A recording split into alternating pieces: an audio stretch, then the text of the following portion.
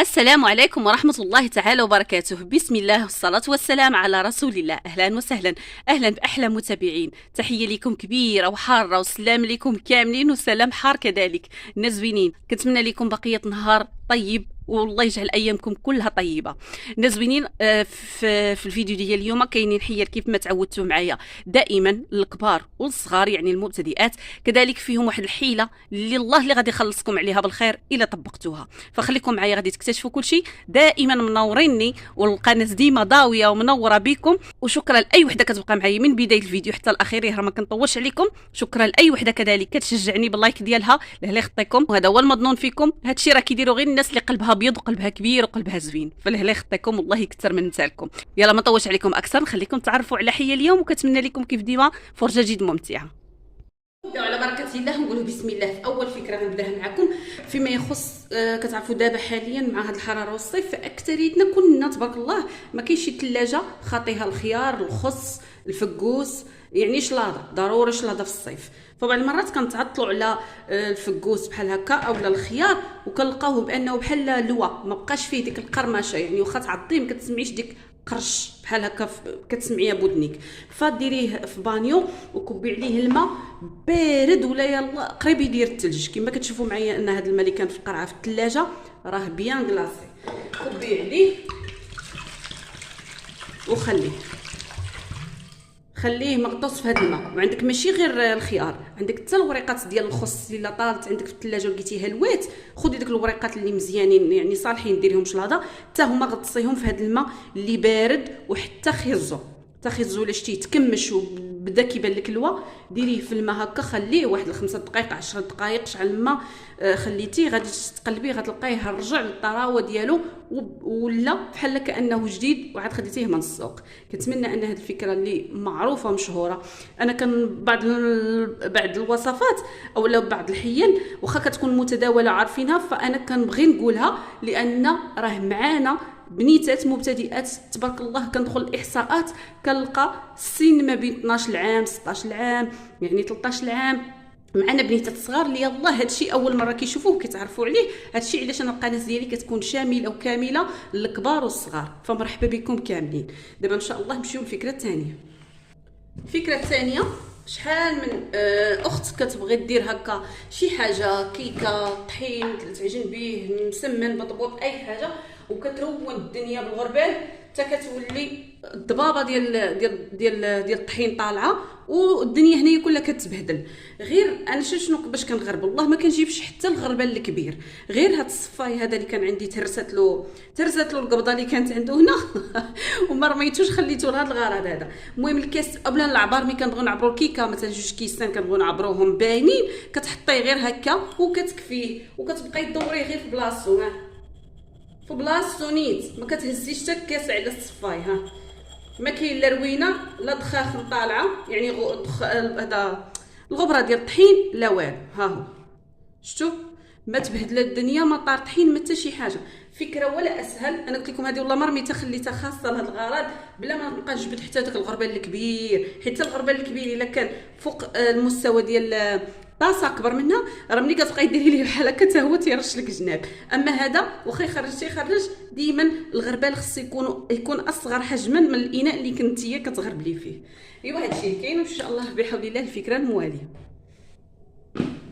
وهنايا البنات ملي لا ماشين ديالكم كتسالي من الخدمه وباقين فيها المعن، يعني درتيها تخدم وسالات، كاينه شي ماكينه اللي اوتوماتيك كتحل الباب راسها، ملي كتسالي كيتحل بوحدو كيبقى يخرج داك البخار ديال الماء سخون، وكاينه اللي ما كتحلش حتى كتجي انت كتحليها بيديك. المهم في كلتا الحالتين كي تحلات هي اولا حليتيها انت بيديك باش ما تشكلش لك ديك الضبابه اللي كتولي لك على المعن وهما صافي تغسلو باش يبقاو تما يتسقطروا. خدي واحد السربيته ياك ديال المطبخ وحطيها هنا في الباب ديال الثلاجه، في الباب ديال لافيسيل، وحطيها خليها هكا صافي. هاد الفوطه غادي تشرب لك ديك الضبابه حتى يتسقطوا على خاطرهم. ديك الساعه بغيتي كانوا ناشفين ما فيهمش ديك الضبابه ودوك النقط ديال الماء، ست فيهم نيشان في البلاكار، كان باقي فيهم شي حاجه وانت حره، كنتي من الناس اللي كيبغيو يمسحوا المعن مسحيهم. المهم ان هاد الفكره كتشرب لك الضبابه اللي كتبقى لاصقه عليك في الكيسان، وكتقولي منهم تغسلوا وجاوني المعان مضبوبين. صافي، هذه هي الفكره. نمشي ان شاء الله على ما اظن اخر فكره في الفيديو ديال اليوم اللي حبيت نذكر خوتي اللي بقات معايا حتى لهنا. اولا شكرا ليها، وثانيا ما تنساش اختها، اولا الا كانت تتفرج فيا شي مهمه كنقول لك ما تنسايش بنتك من اللايك كتشجيعا منكم، وشكرا لكم. ايوا هنايا بغيت نجي معكم لهاد التدبيره هذه. كتشوفوني كنحمي الموس ياك. اش غادي ندير؟ غادي نشد القرعه بحال هكا. انا بغيت نقطعها من هنا ونهبط معاها حتى توصل للنص هكا. غنحلها من هاد الجهه ونعاود ندور ونحلها من الجهه المقابله. هانتوما دابا من بعد ما نحلها غادي نرجع نوريكم علاش حليتها وشنو الغرض باش بغيتها.